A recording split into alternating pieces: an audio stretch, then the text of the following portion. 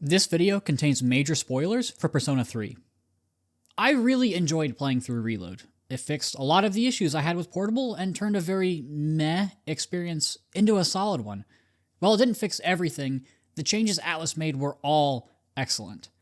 However, it's the things that they didn't change that bothered me so much. One of which may be the worst moment in the modern series. I'm of course talking about the absolute catastrophe that is the Akutsuki twist. I'm Ouroboros. Let's talk.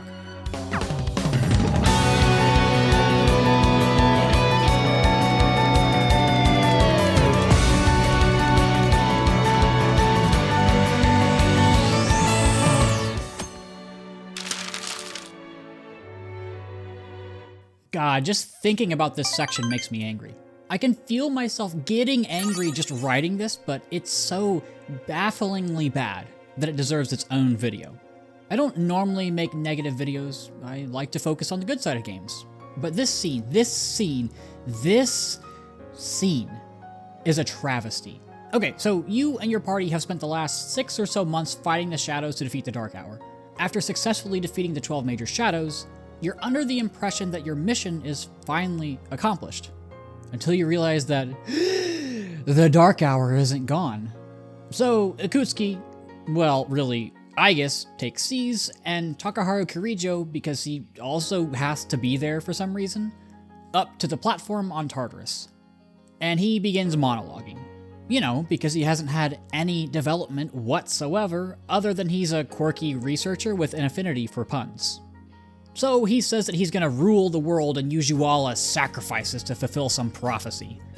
Here's where the problems start. The prophecy is never mentioned anywhere. It's kinda sorta hinted at in some of the notes you get when you complete a Monad passage, but it's incredibly vague even in hindsight and even having played Persona 3 already. It's supposed to be a reference to Ryoji coming, but it's so wildly misconstrued by Akutsuki that it doesn't make any sense. And nobody tells you where this prophecy came from. Did the Kirijo group find it somewhere in Tartarus? Did they learn about it from the shadows they were researching? Did Akutsuki just completely make it up because he's a psychopath?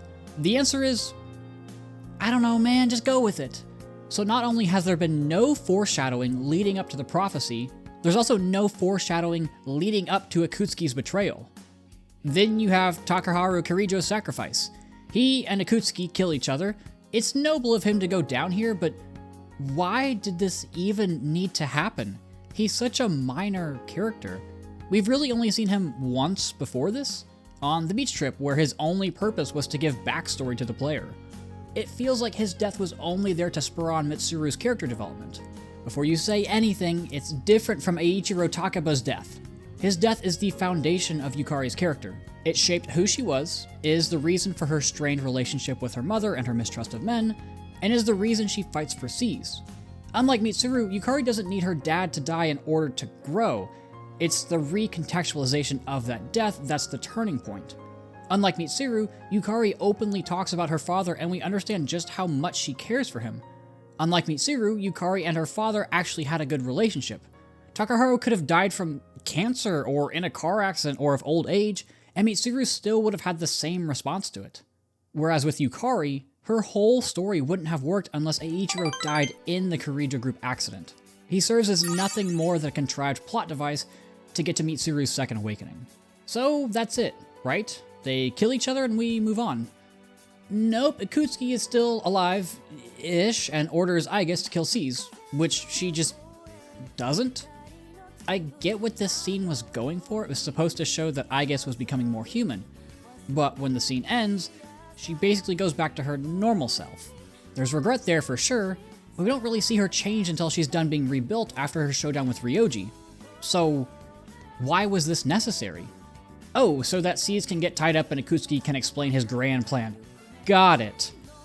And the cherry on top is that the scene lasts like 10 minutes. It's so rushed. The reveal, the explanation, both Takaharu and Akutsuki's death, Aigis' character growth.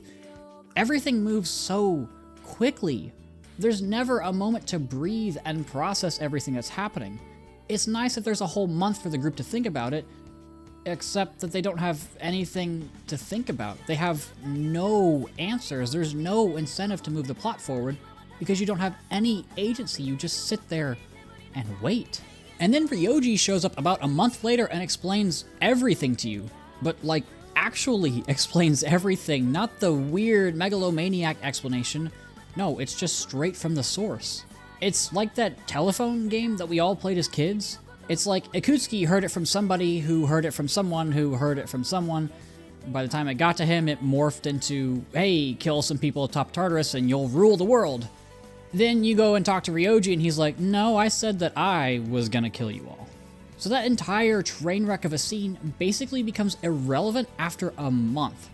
It feels like Atlus wrote themselves into a corner. They didn't know how to properly transition from the Shadow arc to the Nyx arc, which, again, doesn't work because they showed that they could effectively transition with Ryoji's conversation. And the fallout of this conversation is so much more interesting than the fallout of the Ikutsuki scene. Unfortunately, the time between Ikutsuki and the Nyx fight is like 3 months, so you just kind of end up wandering around town waiting for the final battle to come. Look, I know that I'm not the biggest fan of P3's story. I'm a weirdo who thinks that it's not actually that good. I never really understood the people who say it's amazing, but I mean, come on, you have to admit that this scene is terrible. I get legitimately angry just thinking about it, and it's not one of those times when I thought about it after the fact and realized how bad it was. No, the first time I played P3, I was sitting and just thinking to myself, oh my god, are they really doing this? Is this the best that they could come up with? It was like watching someone fall down a flight of stairs. As soon as they start to tumble, you know it's going to be bad. You just have to sit there and wait for them to stop. I've thought about this scene a lot, so here's a potential solution. Aigis gets damaged during the Hangman boss fight, so she has to go in for repairs. Seize celebrates their victory, and Takaharu travels to meet them at the dorm. He gets delayed and ends up having to travel on foot during the dark hour. This actually makes sense because a lot of electronics don't work during the dark hour. Noticing that the dark hour is in fact not gone, Fuka decides to scan and realizes that he's being chased by shadows. Seize goes to rescue him, and they do, but Strega is also there. Takaya shoots and kills Takaharu and Ikutsuki in vengeance of the Kirijo group experimenting on Strega. Aigis comes back, but not in time, and Seize walks back defeated to the dorm.